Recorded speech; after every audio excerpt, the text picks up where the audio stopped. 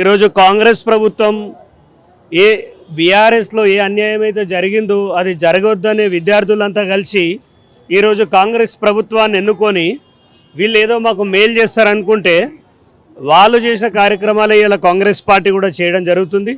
అప్పుడు ప్రజలే బలైపోయారు, ఇప్పుడు ప్రజలే బలైపోతున్నారు. ఇవాళ అశోక్ గారు దాదాపు 11 రోజులు అవుతుంది ఆమరణ నిరాహార దీక్ష చేస్తుంటే ఎక్కడ కూడా ప్రభుత్వం దీన్ని మీడియాలో రాకుండా health bulletin, minimum health bulletin అనేది విడుదల చేయాలి.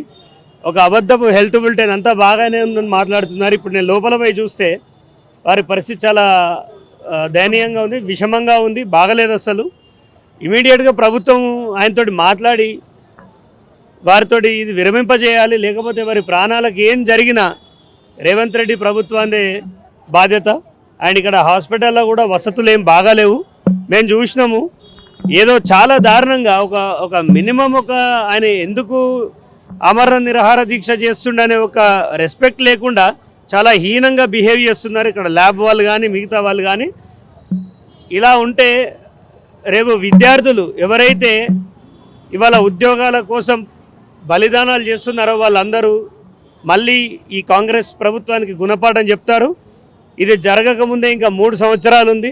ఏదైతే మీరు మాట ఇచ్చారో ఆ మాట ప్రకారం సరైన పద్ధతిలో అర్హులకు ఉద్యోగాలు ఇవ్వాలని ఖచ్చితంగా మా భారత చైతన్య యువజన పార్టీ నుంచి డిమాండ్ చేస్తుంది. గత ప్రభుత్వంలో నిరుద్యోగులకు సపోర్ట్ చేసిన ప్రతి ఒక్కరికి ఉద్యోగాలు వచ్చినాయి. బల్మూరు వెంకట్ కావచ్చు, ఆగమన్ మురళి కావచ్చు, వీళ్ళందరికీ ఉద్యోగాలు వచ్చాయి. ఎమ్మెల్సీ ఇతను కూడా అందుకు ఎమ్మెల్సీ కోసం పోరాటం చేస్తున్నాడు, ఇది నిరుద్యోగుల కోసం కాదు అని చెప్పేసి కొందరు మాట్లాడుతున్నారు. వాళ్ళకి ఆ కొందరికే తెలవాలి వాళ్ళు ఏం మాట్లాడుతారో. ఇవాళ మేము చూస్తున్నాం కదా, 11 రోజులు అయింది, మనిషి ఎలా ఉన్నాడో లోపల.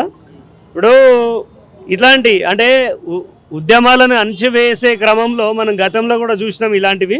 ఇదంతా వాళ్ళని పట్టించుకోవాల్సిన అవసరం లేదు. ఆయన ఒక కాజ్ కోసం చేస్తున్నప్పుడు మనం అందరం ఆయనని ఆ ఉద్యమం ముందుకు తీసుకెళ్ళని అనడానికి లేదు. ఎందుకంటే ఆయన ప్రాణం మీదకి తెచ్చుకొని ఆ ప్రాణం పోతే ఆ కుటుంబానికి ఇలా ఎవరు రెస్పాన్సిబిలిటీ? అశోక్ సార్ అని కాదు, ఇంకా ముందు కూడా అసలు ఈ దీక్షలు అవసరం లేదు. మీరు ఇచ్చిన మాట ప్రకారమే కదా మేము గొంతెమ్మ కోరికలు ఏమడుగుతున్నాం, మీరు గతంలో ఇచ్చిందే ఇవాళ మేము దాన్ని నెరవేర్చుండని అడుగుతున్నాం. అంతకుమించి అయితే కొత్తగా ఏం అడగట్లేదు. ఒక గ్రూప్ ఎగ్జామ్ నిర్వర్తించాలంటే కూడా వాళ్ళకి చేతనైతే లేదంటే ఇంత అసమర్థ ప్రభుత్వం అయితే మేము ఏడ చూడలేదు.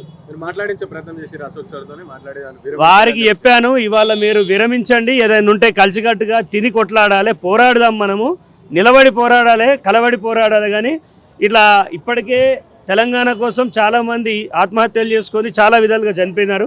ఇక ఈ బలిదానాలు ఆపేద్దాము, ఒకటై కొట్లాడదామని వారిని కోరడం జరిగింది. ఇవాళ మీరు ఖచ్చితంగా విరమించాలని కోరడం జరిగింది. నిరుద్యోగులందరూ లైబ్రరీలో చదువుకుంటున్నారు, బయటకు వచ్చి పోరాటం చేసే ప్రతి ఒక్కరు పార్టీల వాడిగా రెచ్చగొట్టబడుతున్నారు. వీళ్ళెవరు కూడా నిజమైన నిరుద్యోగులు కాదని చెప్పేసి కాంగ్రెస్ పార్టీ నాయకులు రకరకాలుగా మాట్లాడుతున్నారు. ఇవాళ కాంగ్రెస్ పార్టీకి చిత్తశుద్ధి లేదండి.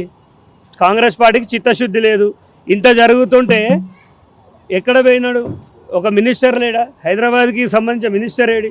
ఇవాళ అన్ని శాఖలు ముఖ్యమంత్రి గారి దగ్గర ఉంటే ఈ విధంగానే జరుగుతుంది. కొంచెం ఆలోచించాలి. ఒక వ్యక్తి ఆమరణ నిరాహార దీక్ష కూర్చున్నాడంటే వీళ్ళ హాస్పిటల్లో తెలియదా నిజాయితీగా చేస్తుండా లేదా?